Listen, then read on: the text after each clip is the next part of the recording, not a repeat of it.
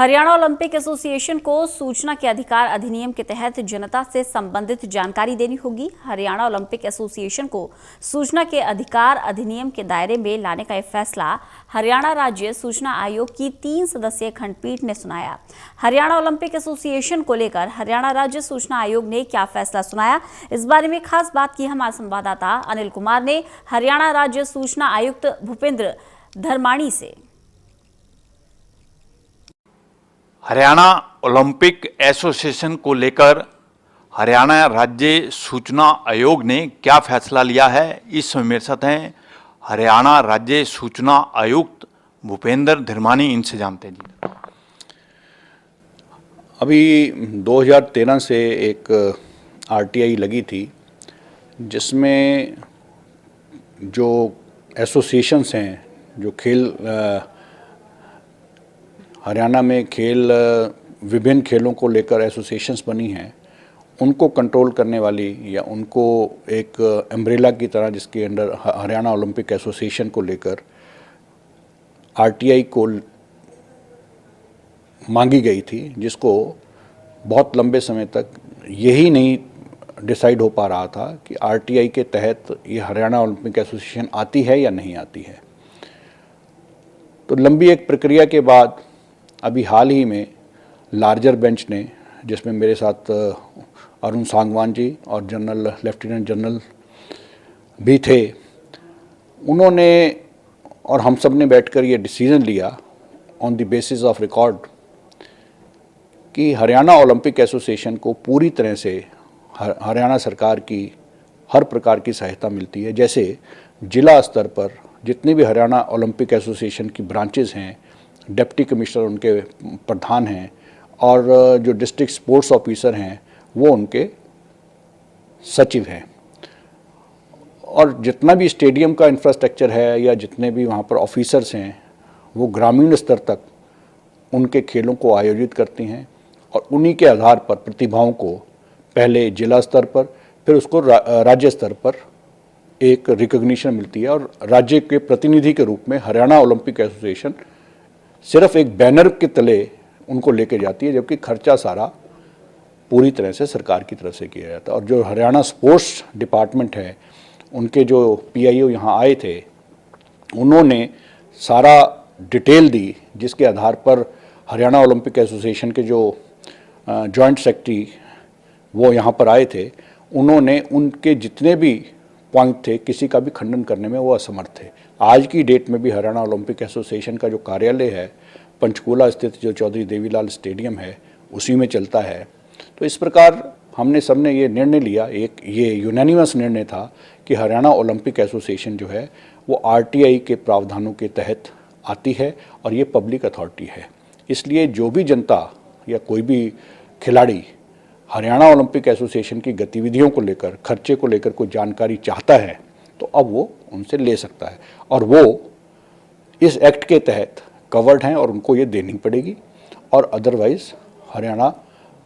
जो सूचना आयोग है यहाँ पर वो अपील दायर कर सकते हैं और उनको दंडित किया जा सकता है। धर्माणी जी, जो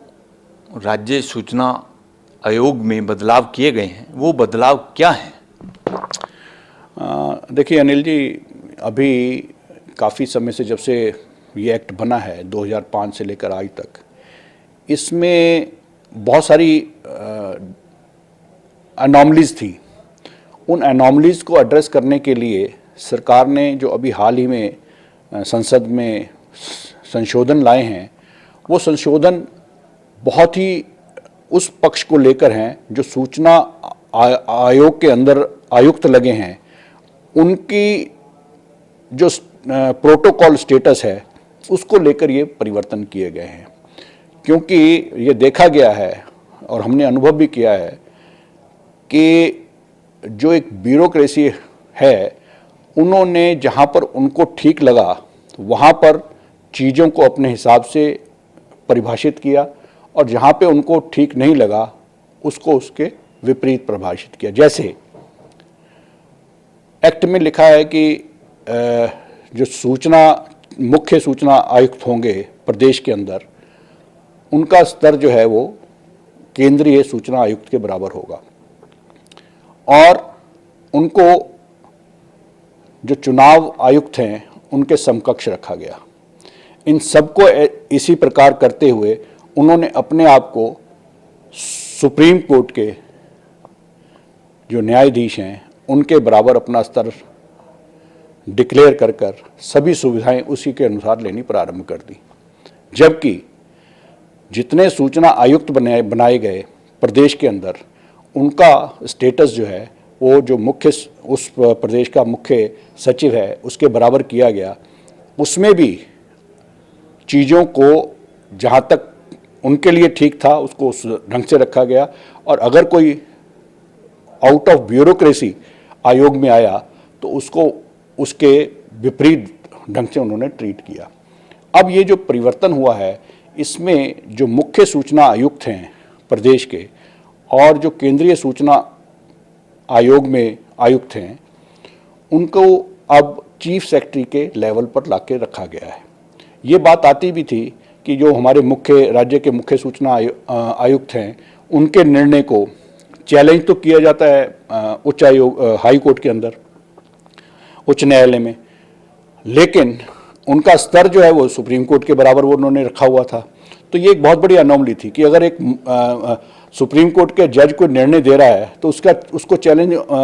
हाई कोर्ट में कैसे किया जा सकता है। अब ये जो परिवर्तन किया गया ये बहुत बड़ा परिवर्तन नहीं है, इसको सिर्फ एनोमलीज को ख़त्म किया गया है। और दूसरा जो मुख्य परिवर्तन है वो ये है कि पहले सूचना आयोग में 5 वर्ष का कार्यकाल था subject to the ceiling of 65 years. अब जो ये परिवर्तन किया गया है उसमें आयोग में जो नियुक्ति है वो 3 वर्ष के लिए होगी और टर्म्स एंड कंडीशन बनाने का पूरा अधिकार जो है प्रदेश सरकार को दिया गया है, जो पहले एक्ट के अंदर ही समायोजित था, जिसको लोगों ने अभी भी उस पर लेकर चर्चाएं चल रही हैं। मुख्य रूप से इसमें जो परिवर्तन है वो यही है कि पहले जो नियुक्तियां होती थी उसके बाद एक कार्यकाल के बाद उसमें विस्तार नहीं किया जा सकता था, पुनर्नियुक्ति कहीं नहीं हो सकती थी इस आयोग में।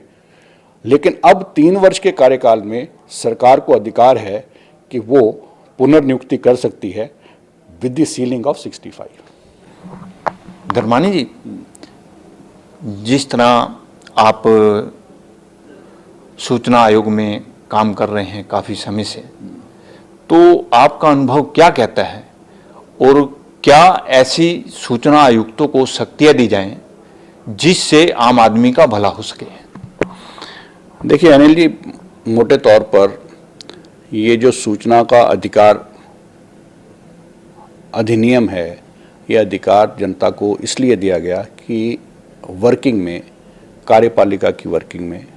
पारदर्शिता आ सके, ट्रांसपेरेंसी लाई जा सके। हुआ क्या है कि अगर आप इसकी हिस्ट्री में जाएंगे तो मुझे थोड़ा सा पीछे जाना पड़ेगा। ये जो RTI एक्ट है ये बेसिकली अगर हम कहें, अब राजनीति के रूप में जो मर्जी जो कोई कहता रहे, लेकिन ये फ्रीडम ऑफ इंफॉर्मेशन एक्ट 2000 आया था जिसको रिप्लेस करके ही आया है। वो अटल बिहारी वाजपेयी जी की गवर्नमेंट लेकर आई थी क्योंकि बहुत आंदोलन चला था और लोगों ने इसके लिए बड़ी लड़ाई लड़ी थी। तो आप सोचिए कि 1947 में आज़ादी के बाद 2000 में फ्रीडम ऑफ इंफॉर्मेशन का अधिकार आया, लेकिन स्ट्रक्चरल नहीं बन पाया कि इसको कैसे जनता तक दिलवाया जाएगा, जिसके लिए वो सरकार ने काम किया और पार्लियामेंट में ये RTI एक्ट के रूप में सामने आया। और जून में राष्ट्रपति जी की स्वीकृति के बाद ये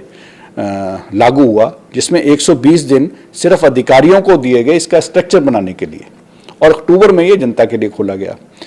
अगर अब मेरे को याद है, जहाँ तक हम भी उन दिनों में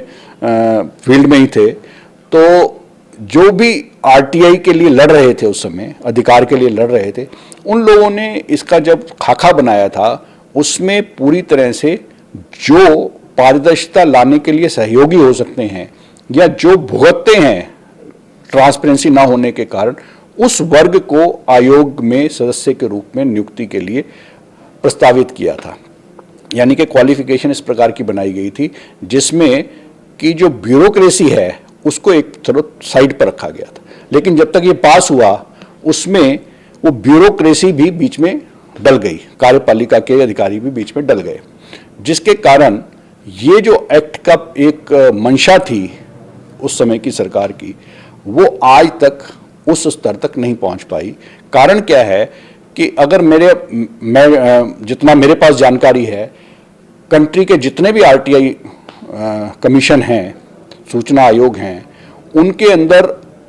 लगभग कंफर्टेबली मैं कह सकता हूं मोर देन 80-85% जो